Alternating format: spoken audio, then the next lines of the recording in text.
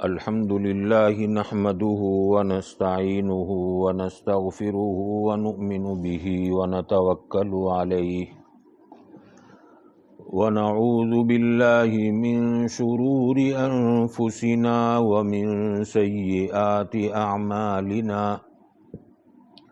ونعوذ بالله من شرور أنفسنا ومن سيئات أعمالنا من يهده الله فلا مضل له ومن يضلله فلا هادي له ونشهد أن لا إله إلا الله وحده لا شريك له ونشهد أن سيدنا ونبينا ومولانا محمدا عبده ورسوله صلى الله تعالى عليه وعلى آله وأصحابه وبارك وسلم تسليما كثيرا كثيرا أما بعد أعوذ بالله من الشيطان الرجيم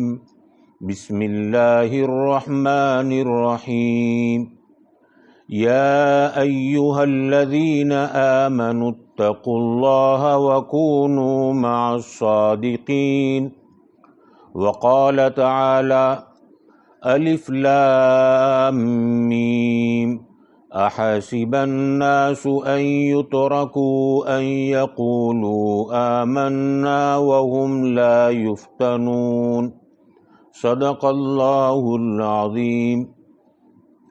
معزز علماء کرام اور محترم عزیز دوست اور بزرگوں، گزشتہ کئی دنوں سے ہمارا یہ مضمون چل رہا تھا کہ نیک لوگوں کی صحبت یہ طبیعت کے اندر نیکی اور صلاح کا ذریعہ بنتی ہے، ویسے ہی برے لوگوں کی صحبت برائیوں کا اور بدمزگی کا شکار بنتے ہیں۔ تو اللہ والوں کی صحبت سے بہت سارے فوائد جہاں حاصل ہوتے ہیں، اس میں سے ایک سب سے بڑا فائدہ کہ دنیا سے جاتے وقت ایمان کے ساتھ جانے کا ذریعہ بنتے ہیں، اور برے لوگوں کی صحبت کا نتیجہ دنیا سے جاتے وقت بغیر کلمے سے دنیا سے جانے کا ذریعہ بنتے ہیں۔ اب اس سلسلے میں متفرق باتیں ہمارے سامنے آئی کہ واٹس ایپ کا استعمال، اسٹیٹس کا استعمال، اور انسٹاگرام اور فیس بک اور دیگر باتیں ہمارے سامنے آئی۔ اب یہ تمام باتیں جو اصلاحی ہیں یہ اس لیے بتلائی گئی تاکہ ہم دنیا کے اندر کامیاب ہوں اور آخرت کے اندر کامیاب ہوں۔ ہم یہ نہیں سوچ سکتے کہ میرے سبحان اللہ کہنے سے، میرے تسبیح پڑھنے سے، میری نوافل سے، میری کلام پاک کی تلاوت سے نعوذ باللہ اللہ کی پاکی میں کچھ بڑھوتری ہوتی ہوگی، یا اگر میں یہ سب نہ کروں تو نعوذ باللہ اللہ کی پاکی میں کوئی کمی پیدا ہوتی ہوگی۔ ویسا نہیں ہے، بلکہ ہم سبحان اللہ اور تسبیحات کا اہتمام کریں تو اس میں ہمارا فائدہ ہے، نمازوں کا اہتمام کریں ہمارا فائدہ ہے، قرآن کی تلاوت کا اہتمام کریں ہمارا فائدہ ہے، رشتہ داروں کے ساتھ رشتہ داری کا حق ادا کریں ہمارا فائدہ ہے، شوہر بیوی کے حق کو ادا کرے اس میں شوہر کا فائدہ ہے، بیوی اپنے شوہر کے حق کو ادا کرے اس میں بیوی کا فائدہ ہے۔ تو حق تبارک و تعالیٰ نے ہم کو یہ حکم دیا کہ تم میری اور میرے نبی کی مرضی پر آ جاؤ، اپنی مرضی کو چھوڑ دو۔ تو یہ اس لیے بتایا تاکہ ہمارا فائدہ دنیا میں بھی ہو اور آخرت کے اندر بھی ہو۔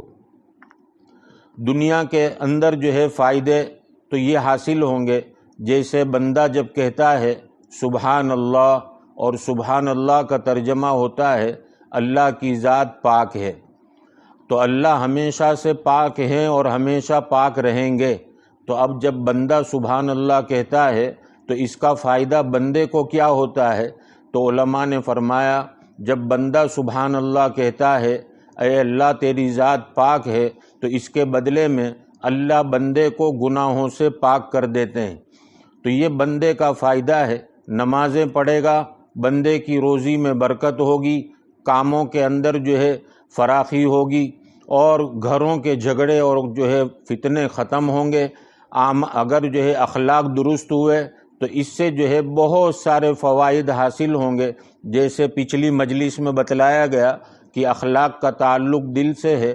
جب ہم دل سے رشتہ داروں کی رشتہ داری کو نبھائیں گے، بیوی جو ہے شوہر کے حق کو نبھائے گی، اور شوہر بیوی کے حق کو نبھائے گا، اور بچے اپنے ماں باپ کے حق کو نبھائیں گے، اور ماں باپ اپنے بچوں کے حق کو نبھائیں گے، تو اس سے دنیا کے بہت سارے فوائد حاصل ہوتے ہیں جو دیندار گھروں کے اندر ہم اپنی نظروں سے دیکھ رہے ہیں کہ ہمارے یہاں جوان بیٹا ہے، ہمارے یہاں جوان بیٹی ہے، لیکن ہم بھی اللہ اور اس کے رسول کے مرضی کے خلاف چلتے ہیں۔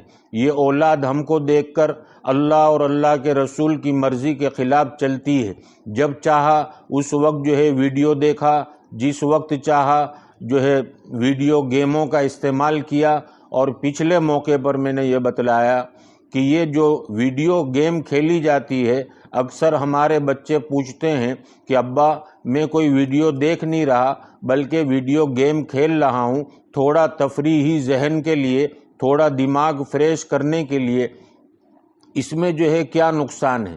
تو اس سلسلے میں پچھلے موقع پر میں نے عرض کیا تھا کہ آج جو ہے اسرائیل نے چند ڈاکٹروں کو، اور دنیا کے اندر جتنے بڑے بڑے ڈاکٹر ہیں ان میں سے سارے ڈاکٹروں کو اپنے یہاں جمع کیا، اور ان ڈاکٹروں سے کہا شراب پی کر تو آدمی بے ہوش ہوتا ہے، ہم جو ہے چاہتے ہیں ایک ایسی میوزک بنائی جائے جس سے جو ہے دماغ بے ہوش ہو جائے۔ تو سارے ڈاکٹروں نے کئی جو ہے مدت تک ریسرچ کیا، اور اس ریسرچ کے نتیجے میں چند جو ہے میوزک انہوں نے جو ہے پیش کی، اور ان میوزکوں کو آج جو ہے گیموں کے ذریعے سے ہم تک پہنچایا گیا، اور ہم دیکھتے ہیں کہ یہ میوزک والی آواز جب تک ہمارے بیٹے کے کان میں اور ہماری بیٹی کے کان میں بجتی رہتی ہے، وہاں تک ان کا دماغ بے ہوش رہتا ہے۔ اب ماں کی جواب دینے کے لیے تیار نہیں، باپ کی آواز کا جو ہے جواب دینے کے لیے تیار نہیں۔ باپ بڑھاپے کی حالت میں اپنے بستر پر سے آواز دیتا ہے کوئی میرا ہاتھ پکڑ کر پیشاب کے لیے لے جاؤ، لیکن بیٹا آواز دے کر یہ کہتا ہے ابا 5 منٹ ٹھہرو، میری گیم ختم ہوتی ہے، میں آتا ہوں۔ بیچارہ باپ اتنی بے چینی کی کروٹیں بدلتا ہے، اور اخیر میں بیٹے سے کہتا ہے بیٹا مجھ سے جو ہے برداشت نہیں ہوئی اور مجھ سے جو ہے پیشاب ہو گئی، اب میرا بستر صاف کر دو۔ تو بیٹا کہتا ہے ابا یہ تم نے روزانہ کا نیا کیا دھندا شروع کیا؟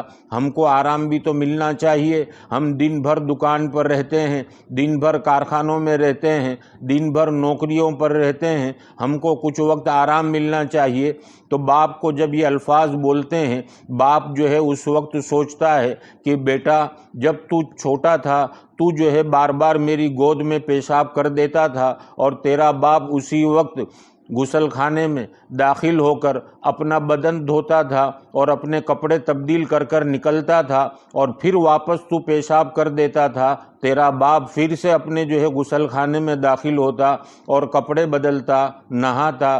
بیٹا تو نے ایک مرتبہ میں باپ کی خدمت میں اتنا تنگ آ گیا، تیرا باپ نے جو ہے ٹھنڈی کے دنوں میں ٹھنڈے پانی سے نہایا ہے، تیرے پیشاب کرنے کی وجہ سے میرے کتنے بستر گندے ہوئے، میری کتنی جو ہے جگہیں ناپاک ہوئی، میں نے بستر اٹھوا کر اس کو دھلا کر پاک صاف کروا کر پھر اس کو واپس لایا، وہاں تک تیرا باپ بغیر بستر کے سویا کرتا تھا۔ اب وہ بچہ جو ہے جوانی کے جوش میں جانتا نہیں، وہ یہ سمجھتا نہیں، اور یہ ساری دنیا کی جتنے میوزکیں ہیں جو آج گیموں کے اندر ہیں، اس نے جو ہے ہمارے بچے کے دماغوں کو بے ہوش کر کے رکھ دیا۔ بچہ جو ہے اپنے کمرے میں، ماں اپنے کمرے میں، باپ اپنے کمرے میں، بھائی اپنے کمرے میں، بہن اپنے کمرے میں، کوئی ایک دوسرے سے نظریں ملانے کے لیے تیار نہیں اور ایک دوسرے کے ساتھ بات چیت کرنے کے لیے تیار نہیں، اور اگر کوئی فون کے ذریعے سے پوچھے تو جواب میں کہا جاتا ہے ہمارے پاس وقت نہیں۔ حالانکہ اگر ہم دیکھیں تو وقت کہاں گزر رہا ہے، ایسی چیزوں کے اندر گزر رہا ہے جس میں نہ دنیا کا فائدہ ہے نہ آخرت کا فائدہ ہے۔ بیٹا جو ہے اور بیٹی جو ہے یہ سوچتی نہیں کہ آج ہم نے ماں باپ کو تنگ کیا، آج ہم نے ماں باپ کی خیر خبر نہیں رکھی تو آنے والی اولاد ہماری بھی خیر خبر نہیں رکھے گی۔ تو جیسی کرنی ویسی بھرنی۔ حضرت علامہ عبدالشکور لکھنوی نے اپنی کتاب کے اندر ایک واقعہ لکھا کہ ایک نوجوان لڑکا جو اپنی جو ہے ماں کے ساتھ رہتا تھا، والد صاحب کا انتقال ہو چکا تھا، ماں نے جو ہے بڑی محنت سے اس کو پالا بڑا کیا، اور جب یہ بڑا ہو گیا تو دوستوں کی صحبت، جو برے دوست تھے ان کی صحبت میں رہ کر یہ بھی راتوں کو گھر سے باہر رہنے لگا۔ جب تک یہ گھر پر نہیں آتا ماں کی آنکھ نہیں لگتی۔ ماں کے اندر اللہ نے وہ ممتا رکھی ہے کہ بچے کے اندر ماں کا پورا دل لگا رہتا ہے کہ جب تک بیٹا گھر میں نہ آ جائے ماں کو نیند نہیں آتی اور باپ کو سکون نہیں ہوتا۔ بار بار جو ہے فون کے ذریعے سے ماں باپ پوچھتے رہتے ہیں بیٹا کہاں ہو، کس حال میں ہو، کہیں دور تو نہیں گئے۔ یہ جو ہے ایک فکر ہوتی ہے، اور بچہ جو ہے ماں باپ کے بار بار فون آتے ہیں تو بلیک لسٹ میں ڈال دیتا ہے، اور کبھی جو ہے غصے میں جواب دیتا ہے کہ یہ بار بار فون مت کرو، میں جو ہے اب جواب نہیں دوں گا، اب جتنی رینگ مارنا ہو مارتے رہنا۔ ماں بیچاری جو ہے سوچ میں پڑ جاتی ہے کہ جس بچے کے لیے میں نے خون پسینہ ایک کیا آج وہ بچہ جو ہے مجھے ایسا جواب دے رہا ہے۔ تو یہ لڑکا بھی جو ہے برے کی صحبت میں پڑ گیا اور رات کو گھر پر دیر دیر سے آنے لگا۔ ماں جو ہے کہتی کہ بیٹا میں تیرے آنے کا انتظار کرتی تھی، تو آ جائے تو میں سو جاؤں، میں دن بھر کی تھکی ہاری تھی، لیکن تیرے نہ ہونے کی وجہ سے میری آنکھ نہیں لگ رہی تھی، اور بیٹا تجھے معلوم ہے اگر میری آنکھ لگ جاتی اور بعد میں تو دروازہ کھٹکھٹاتا اور میں دروازہ کھولنے کے لیے اٹھتی میری نیند جو ہے کھل جاتی اور پھر مجھے پوری رات نیند نہیں آتی۔ اس لیے بیٹا میں تیرے لیے جاگتی ہوں، ذرا جلدی آنے کی کوشش کیا کر۔ بیٹا روزانہ ایک کان سے سنتا دوسرے کان سے نکال دیتا۔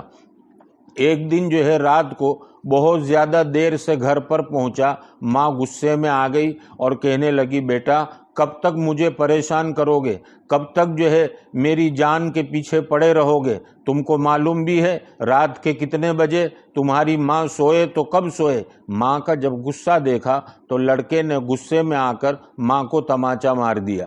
ماں جو ہے تماچا کھا کر ایک کونے میں بیٹھ گئی اور آنکھوں سے زاروں قطار آنسو بہہ رہے تھے، اور اندر ہی اندر سوچ رہی تھی اور اپنے بیٹے سے کہہ رہی تھی او میرے پیارے بیٹے، میں نے تجھے 9 مہینے تک اپنے پیٹ میں اس لیے نہیں رکھا تھا کہ تو بڑا ہو کر مجھے تماچا مارے، میں نے 1.25 سال تک تجھے اپنے سینے سے دودھ اس لیے نہیں پلایا تھا کہ تو بڑا ہو کر ہاتھ چالاکی کرے۔ پیارے بیٹے جب تو چھوٹا سا تھا اور رات کو پیشاب کر دیتا تیری ماں اپنی نیند سے اٹھ کر تیرے کپڑے بدلا کرتی تھی اور تجھے سوکھی جگہ پر سلایا کرتی تھی، اس لیے نہیں سلایا کرتی تھی کہ تو بڑا ہو کر ماں پر جو ہے ہاتھ چلائے۔ اسی حال میں جو ہے ماں کی آنکھ لگ گئی، اور یہ لڑکا کہتا ہے کہ چند دنوں کے بعد میری ماں کا انتقال ہو گیا۔ ماں کے انتقال کے بعد میرے پیر کے اندر ایک زخم آیا، وہ زخم جو ہے اتنا خطرناک تھا جیسا کتا کاٹتا ہے اور درد ہوتا ہے، اتنا درد مجھے پیر میں ہوتا تھا، اور وہ درد کے پیچھے میں نے جو ہے مال کو جو ہے دواؤں کے پیچھے لگا دیا۔ میں نے اپنی جو ہے گھر بیچا، اپنی دکانیں بیچی، اپنے کارخانے بیچے، اور سب کچھ جو ہے بیچ باچ کر میں جو ہے اس بیماری کے پیچھے مال کو خرچ کرتا رہا، لیکن مجھے اس بیماری سے نجات نہیں ملی۔ آخر میں جس گھر میں رہتا تھا وہ مکان کے بیچنے کی باری آئی، تو میرا جو ہے ایک بیٹا میرے قریب آیا اور کہنے لگا کہ امی تو تمہارے ساتھ بات کرنے کے لیے تیار نہیں، لیکن میرے ساتھ کہلوایا ہے کہ اب ہم جاتے ہیں نانی کے یہاں، اب ہم تمہارے ساتھ نہیں رہ سکتے۔ وہ کہتا ہے کہ میں نے جو ہے ہاتھ بڑھائے کہ وہ پیارے بیٹے ابا کے ساتھ گلے تو مل کر جاؤ، ابا کے ساتھ ابا کو ایک بوسہ تو دے کر جاؤ، لیکن وہ بیٹا میرے قریب آنے کے لیے تیار نہیں ہوا اور اپنی ماں کو اشارہ کیا۔ اس کی ماں اور یہ دونوں گھر سے باہر نکل رہے تھے اور میں جو ہے ایک پاگل کی طرح چیختا اور چلاتا رہا کہ سنو تو صحیح، تمہارا چہرہ تو بتاتی جاؤ، تم ایک مرتبہ میرے ساتھ بات تو کرتی جاؤ۔ لیکن نہ میرے بیٹے نے پیچھے پلٹ کر دیکھا اور نہ میری بیوی نے پیچھے پلٹ کر دیکھا۔ اس کے بعد جو ہے وہ مکان بھی میں نے بیچا اور اس کے بعد جو ہے سڑک کے کنارے پر بیٹھتا ہوں۔ روزانہ لوگ یہاں سے گزرتے ہیں اور میرے سر پر جو ہے ایک زوردار تھپڑ مار کر جاتے ہیں۔ میں سوچتا ہوں کہ اللہ، میں نے میری ماں کو ایک تھپڑ ماری تھی، آج کتنی تھپڑیں دن بھر میں کھاتا ہوں۔ کل قیامت کے دن تو میری پکڑنی ہوگی، میرا یہ گناہ یہ تھپڑوں سے معاف تو ہو جائے گا۔ علامہ عبدالشکور لکھنوی کہتے ہیں مجھ سے یہ نوجوان نے سوال کیا، میں نے کہا کہ بھائی اپنی ماں کو پڑھ پڑھ کر بخشا کرو، اللہ سے جو ہے معافی مانگو، قیامت کے دن جو ہے کیا ہوگا وہ تو اللہ ہی بہتر جانتا ہے۔ تو ایک ماں باپ کو تکلیف دینے کی یہ سزا بچہ بھگتتا ہے۔ بچے کو جو ہے ابھی جوانی میں معلوم نہیں کہ گیم سے زیادہ قیمتی میری ماں ہے، گیم سے زیادہ قیمتی میرا باپ ہے، گیم سے زیادہ قیمتی جو ہے وہ غریب اور وہ مسکین ہے کہ جن کو کھلانے کا حق میرے ذمہ ہے۔ میں جو ہے آج دیکھوں یہ کورونا نام کی جو ہے بیماری پھیلی، آج لوگوں کی کتنی خستہ حالت ہے، کتنے گھروں کے اندر لوگ کھجور اور پانی سے افطاری کر رہے ہیں اور سحری کے اندر معمولی سی غذا کھا کر روزہ رکھ رہے ہیں۔ ان کا بھی تو دل ہے، وہ بھی تو چاہتے ہوں گے کہ ہمارے دسترخوان پر یہ نعمت ہو، ہمارے دسترخوان پر یہ بھی ہو، لیکن ان کے حالات جو ہے بگڑے ہوئے ہیں، حالات ٹھیک نہیں، مالی لائن سے کمزور ہیں، تو بیچارے جو ہے اپنے گھر کے اندر کیسی حالت میں جو ہے دن گزار رہے ہیں۔ عید کا زمانہ قریب ہے، ہم نے اپنے بچوں کے لیے اور اپنے لیے تو عید کے کئی جوڑوں کا انتظام کیا، کبھی وہ یتیم کبھی وہ بیوہ ہمارے ذہن میں آئی کہ جس کے شوہر کا انتقال ہو چکا، اس کو جو ہے اپنے شوہر کی یاد کتنی ستائے گی، اور وہ جو ہے عید کے دن تھگلے والے کپڑے پہن کر جب اپنے رشتہ داروں سے ملنے کے لیے جائے گی، رشتہ دار تانا دیں گے کہ کیا ہو گیا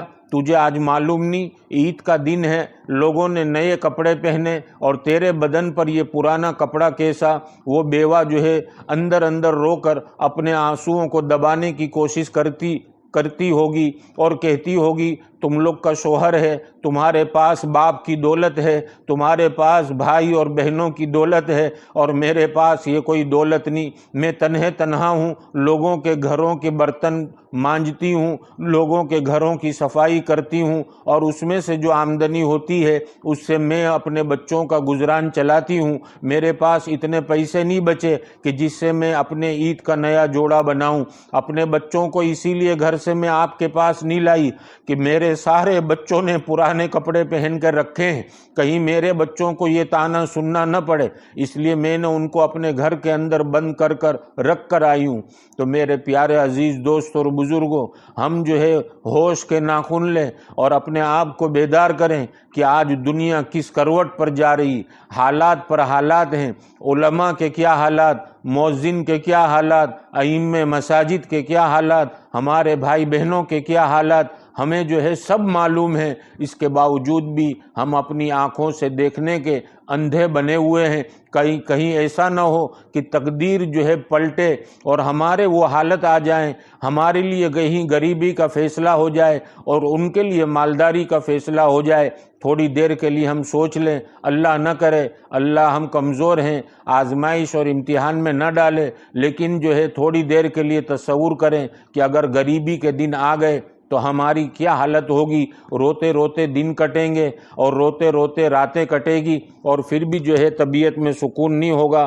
خیر، تو آج جو ہے ہمارا یہ مضمون اسی پر جو ہے میں ختم کرتا ہوں، اور آج جو آیت پڑھی قرآن کریم کی، جس میں حق تبارک و تعالیٰ فرماتے ہیں کیا مومنین نے جو اللہ پر اور اللہ کے رسول پر ایمان لائے، انہوں نے یہ گمان کر لیا کہ ہم ان کو دنیا میں آزمائیں گے نہیں، ہم جو ہے دنیا میں آزمائیں گے، ایمان والوں کو آزمائیں گے۔ اور آزمائش کیا ہوتی ہے؟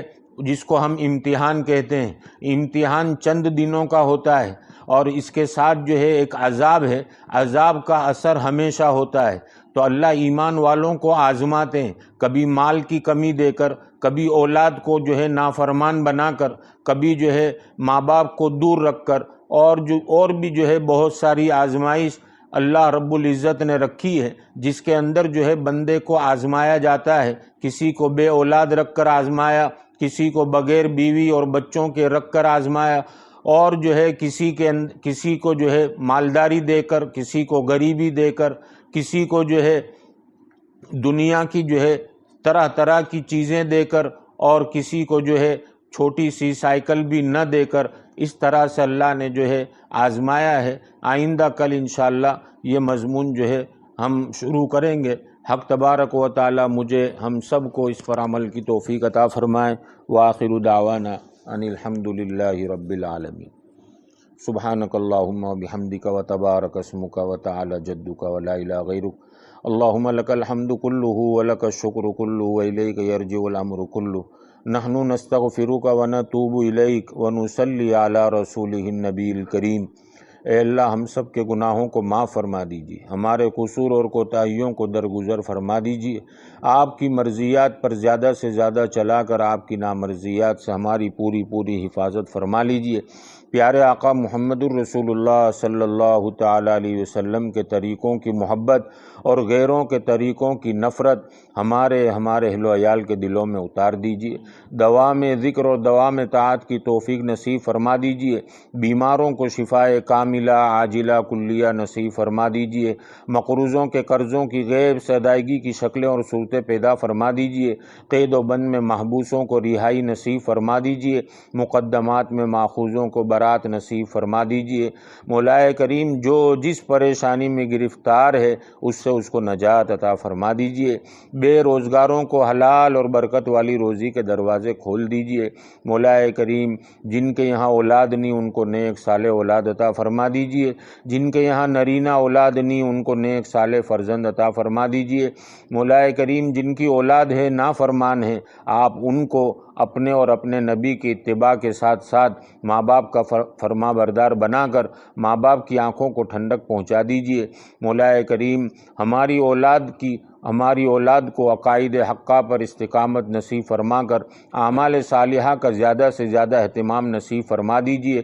آپ اپنی شان ربوبیت سے ان کی تربیت فرما کر برے اخلاق، بری عادتوں، بری صحبتوں، برے ماحول کے برے اثرات سے ان کی حفاظت فرما لیجیے۔ ہمارے لیے صدقے جاریہ اور ثواب جاریہ کا ذریعہ بنا دیجیے۔ مولا کریم ہمارے گھروں میں چین اور سکون نازل فرما دیجیے۔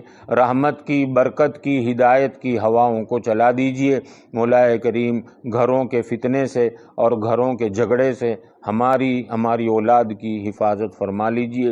مولا کریم اگر بیوی شوہر کے حق میں ظالم ہے تو بیوی کو شوہر کے حقوق کی زیادہ سے زیادہ اہتمام نصیب فرما دیجیے، اور اگر شوہر بیوی کے حق میں ظالم ہے تو شوہر کو اپنے بیوی کے حقوق کی زیادہ سے زیادہ اہتمام نصیب فرما دیجیے۔ ہر چھوٹے بڑے کو ایک دوسرے کے حقوق کی ادائیگی کا زیادہ سے زیادہ اہتمام نصیب فرما دیجیے۔ امت مسلمہ مرحومہ کی مغفرت فرما دیجیے، جنت الفردوس میں اعلیٰ مقام نصیب فرما دیجیے۔ مولا کریم جتنے ہمارے اکابرین مشائخ حیات ہیں سب کی عمروں میں برکت عطا فرما دیجیے، ان کا سایہ ہم پر تادیر قائم فرما دیجیے، ان کی دعاؤں میں ہمارا حصہ نصیب فرما دیجیے۔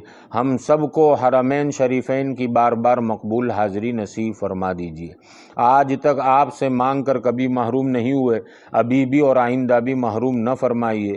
جن محسنوں نے ہم پر احسان کیے، جس لائن سے ہماری خدمتیں اور مددیں کی، سب کو دنیا اور آخرت میں بہتر بدلہ عطا فرما دیجیے، اور جتنے شریر اور فتین قسم کے لوگ جو ہمارے پیچھے پڑے ہوئے ہیں ہم سب کو آپ کے حوالے کرتے ہیں، آپ بہترین بدلہ لینے والے ہیں۔ اللہم صلی علی محمد النبی الامی وعلی آلہ وسلم تسلیما۔ سبحان ربک رب العزت عما یصفون وسلام علی المرسلین والحمد للہ۔